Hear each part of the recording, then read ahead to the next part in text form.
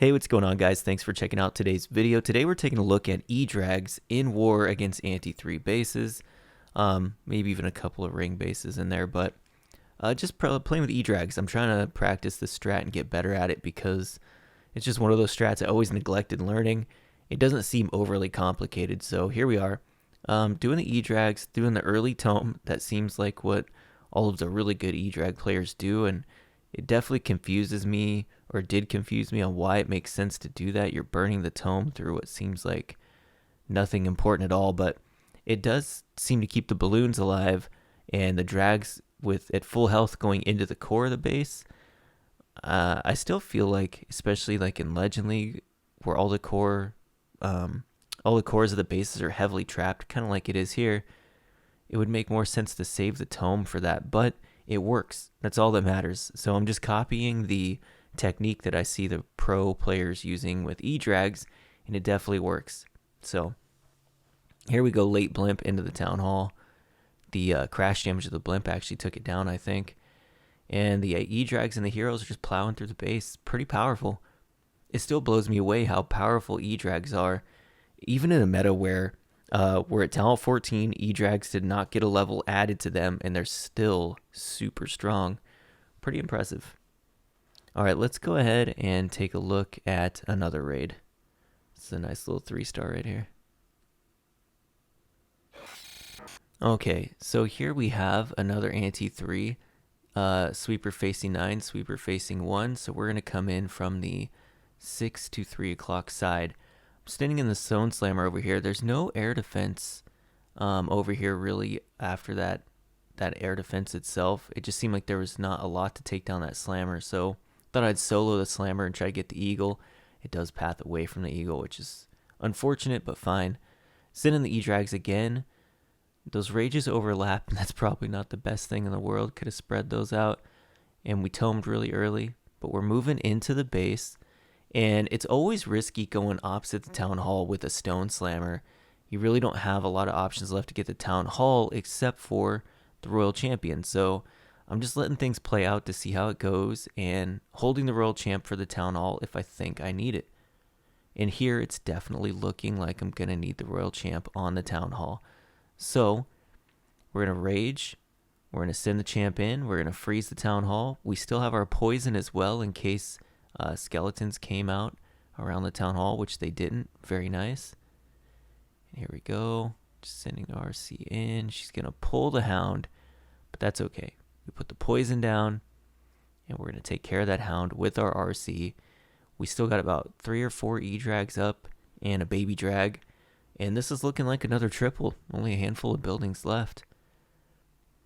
But that's one of the techniques you could do when you're going far side Town Hall. Use a Stone Slammer. Save the RC for the Town Hall if you need it.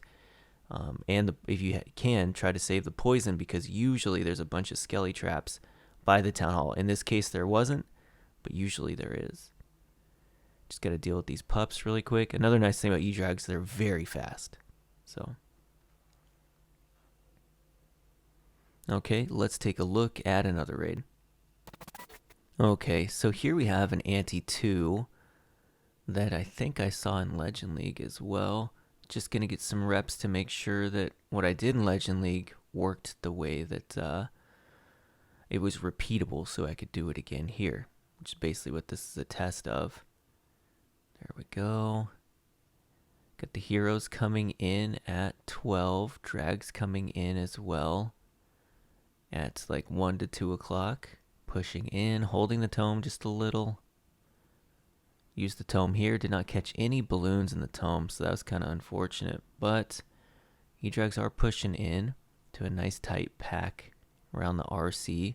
King's moving down, so is the Queen, to the 9 o'clock, and it's starting to look kind of good. We got a rage on the Town Hall. We still have a freeze. We have another rage in the pocket. There is a NATO here, but we are appearing to get that Town Hall, I think. Yeah. Now, I will say, in playing with these E-Drags, I've had a lot of fails. A lot of 1-stars on ring bases where I just don't get the path of the E-Drags correct. Like, you really want to get them in the core, and sometimes if you miss that funnel especially with Edrags, it's really hard to recover because they chain all the buildings around them, and it's hard to get them funneled back in. So I've had a lot of 1 stars actually, but it's a learning process. It's the way it goes. If you want to learn something new, you got to be willing to take some L's. So definitely taking some L's, but definitely learning as well. So um, yeah, cutting the funnels is probably the most important thing. I think with any raid, the game has gotten much easier than it used to be, and if you could just learn to funnel, that's like half of the battle. So, and I think the other half is recognizing what's left in the base and what army would work best against it. But okay, one more ring base, and this base has been particularly pesky for me in the past. Can't remember if I E-dragged this one. I don't think I did. Maybe I did. But I wanted to see if I could get it in this war. Again, it's about reps, right? Just getting practice reps in to understand this attack. So I'm using the Stone Slammer again. I really like the Stone Slammer for this attack so much. I mean, there's definitely a place for the blimp, but the Stone Slammer is definitely my favorite way to do it. It's just much, much more risky.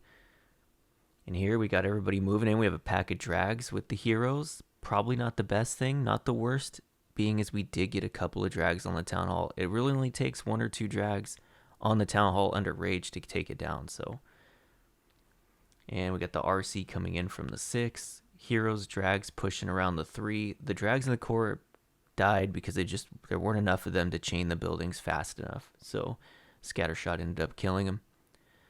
Here we go. Gonna freeze up the scatter to make sure the RC gets it.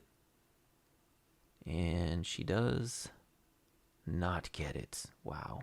Gonna have to deal with these skellies, but she will get it after that, which is nice. But anyways, that's gonna do it for today's video. I hope you guys enjoyed it, and I will see you in the next one.